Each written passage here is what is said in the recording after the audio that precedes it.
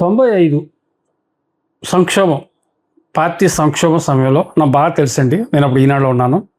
మీరు చాలా సర్వీస్ చేశారు చంద్రబాబు నాయుడు గారికి. పార్టీ మరుగున పడకుండా, ఆ పార్టీకి వచ్చినటువంటి మచ్చ పోకుండా ఉండటం కోసం మన జిల్లాలో మీ పాత్ర చాలా స్పష్టంగా ఉంది. బాబు గారికి ఎంత చేయాలో అంతా మీరు చేశారు. నిస్వార్థ సేవలు పార్టీకి అందించారు. దానికి సంబంధించినటువంటి ప్రతిఫలం పార్టీ పరంగా మీకు ఏమైనా ఉందా? ప్రతిఫలాన్ని ఆశించి పనిచేస్తే మనం ఎంత వచ్చింది అని లెక్కలు వేసుకోవాలి. ఇక్కడ నాకు చంద్రబాబు నాయుడు గారికి ఉన్న అనుబంధం ఏంటంటే, నేను మనసా వాచ ఈ పార్టీని రక్షించాలి, ఒక మంచి ఆశయాలతోటి సిద్ధాంతాలతోటి ఎన్టీఆర్ దీన్ని నిర్మాణం చేశాడు. ఆ పార్టీ ఇవాళ గాడి తెప్పి ఒక మహమ్మారి వల్ల మాయలో పార్టీ ఇబ్బంది పడేటటువంటి పరిస్థితి ఉందన్నది ఒకటి. రెండోది, చంద్రబాబుతో నాకు ఉన్నటువంటి అనుబంధం అతని యొక్క సామర్థ్యం తెలుసున్నటువంటి వ్యక్తిగా ఈ పార్టీ బతకట్టాలన్నా, ఈ రాష్ట్రం బాగుపడాలన్నా చంద్రబాబు నాయుడు ముఖ్యమంత్రి అవ్వాలి అనేటువంటి దాంతో నేను చేశాను. అందులో నేను ఒక్కడిని చేసేస్తేనే చంద్రబాబు నాయుడు గారు ముఖ్యమంత్రి కాల. ఆ రోజు పార్టీ పరిరక్షింపబడలే, చాలామంది చేశారు నాకులాగా. అయితే అక్కడ వాస్తవంగా అయితే నేను మంత్రి ఆశించిన మాట వాస్తవమే. అది చంద్రబాబు నాయుడు గారు కూడా ఆయన ప్రమాణ స్వీకారం చేసిన తర్వాత నెక్స్ట్ క్యాబినెట్లో నీకు ఇస్తాను అని చెప్పిన మాట వాస్తవమే. కానీ సరే, అప్పుడున్నటువంటి ఈక్వేషన్స్లో, అప్పుడున్నటువంటి అవసరాల దృష్ట్యా నాకు ఇవ్వలేని మాట కూడా వాస్తవం. ఇవ్వకపోవడానికి ఇందాక నేను మీరు అడిగిన కూర్చొని ఒక పాయింట్ అయితే, ఇక్కడ ఎవరైతే మంత్రిగా ఉన్నారో ఇప్పుడులాగే మా పవన్ కళ్యాణ్ గారు ఎలాగైతే ఇప్పుడు మా పక్కన మంత్రిగా వచ్చి నాకు వచ్చే అవకాశానికి, ఇంకా నాకు వచ్చే అవకాశం అని కూడా కాదు, అవకాశం లేదు. ఇంకా ఆయన ఇక్కడ ఉప ముఖ్యమంత్రిగా ఉన్నప్పుడు మళ్ళీ నేనుండు అన్నది కరెక్ట్ కాదు. అలాగే ఆ రోజుల్లో కూడా ఒక మంత్రి ఇక్కడ ఉండడం, రెండో మంత్రిగా నేను వస్తే ఆయనకు ఇబ్బంది అవుతుందన్నది సహజం. ఎవరికైనా సరే వాళ్ళ సేఫ్టీ వాళ్ళు చూసుకుంటారు. అందులో ఇది అవ్వడం ఇవన్నీ కూడా ఒక అడ్డైనా ప్రతి అవకాశాన్ని ఒక ఆపర్చునిటీగా ఉపయోగించుకున్నాను నేను. నాకు ఆ రోజు మంత్రి ఇవ్వకపోతే చేగలనాడు తెచ్చుకున్నాను. స్వాతంత్ర్యం వచ్చిన దగ్గర నుంచి కూడా అది సమస్యగానే మిగిలిపోయింది ఆ ప్రాంతానికి. మళ్ళీ రెండోసారి మంత్రి ఇవ్వకపోతే పుష్కర్ ఎత్తుపోతల పథకం తెచ్చుకున్నాను. 85,000 ఎకరాలకి నా నియోజకవర్గానికి నీరు సాధించుకోగలిగాను. అందుకే మిమ్మల్ని అపర భగీరథుడు కూడా అంటారు కదండి. సరే, భగీరథుడా కాదా అన్నది కాదు. ఇలా లెక్కేసుకుంటే 4 ప్రాజెక్టులు చంద్రబాబు నాయుడు దగ్గర నేను తెచ్చుకోవడమే కాకుండా ఇంకోటి ఏంటంటే, ఒక మంత్రి చేయలేనటువంటి సంఘటనలు ఎన్నో నేను వాళ్ళ మంత్రులుగా పేర్కొనడమే తప్పించి ఈ జిల్లాలో చాలా క్లియర్గా నేను చంద్రబాబు నా మాట కాదనేటటువంటి పరిస్థితి లేని విధానంలో ఇక్కడ పార్టీని నడుపుకొని వెళ్ళాం. ఆ గుర్తింపు పార్టీ కూడా నాకు ఇచ్చేది, చంద్రబాబు నాయుడు గారు కూడా నాకు ఇచ్చేవాడు. అయితే ఇక్కడ నేను చంద్రబాబుకి నాకు ఒక చిన్న అగాధం అన్నది ఎప్పుడు ఏర్పడ్డదంటే, ఇద్దరికి కూడా వ్యతిరేకం, ఒకరినొకరు వ్యతిరేకించుకుని పోలేం, మేము దూరం అవ్వలే. కేవలం స్వార్థం నాది. నా కులం వాడు ముఖ్యమంత్రి అవుతాడు అనేటటువంటి ఇంత రాజకీయ పరిజ్ఞానం ఉండి, ఓ ప్రోగ్రెసివ్ పర్సన్గా ఉండి, అభివృద్ధి రాజకీయం అనుకుని వెళ్ళేటటువంటి నాకు కూడా ఆ స్వార్థం నన్ను చాలా బలంగా ఆపింది. అంటే అది కులాభిమానం అనుకోవాలి నెహ్రూ గారు. వాస్తవంగా అదే అనుకోవాలిగా. అంతే అండి, అంతే కదా. 22% 20% ఉన్నటువంటి కులంలో అధికారం వస్తే తప్పే ఉంది, మనకు అవకాశం వస్తుంది అని చెప్పి చిరంజీవి పిలవడం, చిరంజీవితో వెళ్ళడం జరిగింది. ఆయన స్వయంగా పిలిచారండి మిమ్మల్ని? నన్ను ఆయనే స్వయంగా పిలిచాడు, చిరంజీవి గారు. అంటే అంతకుముందు ఏమైనా మీ ఇద్దరికి పరిచయం ఉందా, చిరంజీవి గారికి మీకు? నాకు అల్లు అరవింద్తో పరిచయం ఉంది కానీ చిరంజీవితో అయితే నాకు పరిచయం లేదు. ఓకే. నేను చిరంజీవి అభిమాని కూడా కాదు.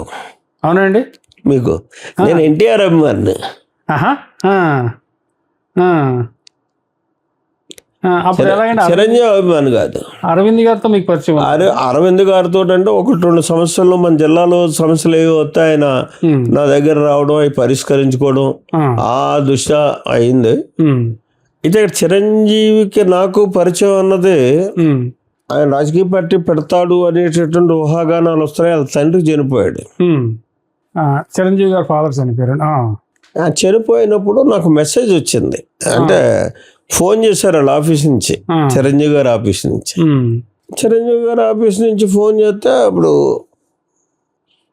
సరే వెళ్ళొద్దాం, మనలో పెద్దోడు కదా, కలిసి వద్దాం. టీడీపీలో ఉన్నారా నెహ్రూ గారు? అప్పుడు టీడీపీలో ఉన్నాను. ఓకే. టీడీపీలోనే ఉన్నాను. వెళ్ళొద్దాం అని చెప్పేసి వెళ్ళి పరామర్శించడానికి ఏముంది, మీకు వెళ్ళినప్పుడు కూడా నేను, మన పిఠాపురం వర్మ, నాతో వచ్చిన వాళ్ళు గిరిజాల వెంకటస్వామి నాయుడు, అత్తెల సీతారాం సాయి, అలా 10 మంది కుర్రోళ్ళ దాకా వచ్చారు నాతోటి. మేమంతా వెళ్ళాం. వెళ్ళిన తర్వాత అదే రోజు పరిచయం నాకు. ఆయన గౌబో లేచి వచ్చాడు. వచ్చి నేను లేచి నేను ప్రాణ అని చెప్పేసాను. అని లోపలను అరవింద్ వచ్చి ఇలా జ్యోతుల నెహ్రూ గారు మనకి ఎప్పుడు ఏం కావాలితే అదంతా బాగా ఉపయోగపడతాడు ఈయన ఏదో చెప్తున్నాడు, చెప్తుంటే అలాగా అని చెప్పి ఆయన ఇలా నేను నమస్కారం పెడతా 2 చేతులు పట్టుకున్నాను. లోపలికి తీసుకెళ్ళాడు హాల్లోకి. తీసుకెళ్ళి అక్కడ కూర్చున్నాం. ఏం మాట్లాడుకోవడంలో ఇలా మా తండ్రి ఏంటంటే ఓవర్ సిగరెట్లు ఎక్కువ కాలుస్తాడండి, అది ఇది, దాని మీద కంట్రోల్ చేయలేకపోయాం, పోయాడు అనేది చెప్పాడు. చెప్పిన తర్వాత బయటకు వచ్చాం.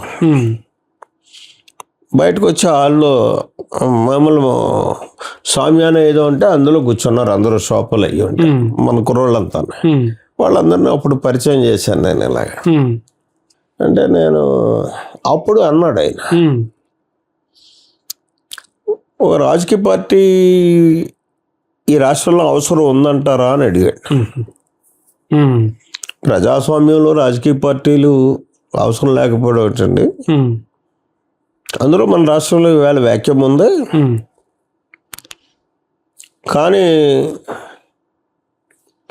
ఓ మంచి ఆశయంతో తయారై రాజకీయ పార్టీ పెట్టాలి తప్పించి ఈ సాంప్రదాయ పార్టీలాగే నడవకూడదని ఏదో అన్నాను. నేను 2-3 సార్లు లేచారు ఈ మాటల్లోనే వెళ్ళిపోతామని చెప్పేసాను. కూర్చోబెట్టి అలాగే ఆయన ప్లాన్ చేసేవాడు. ఓకే.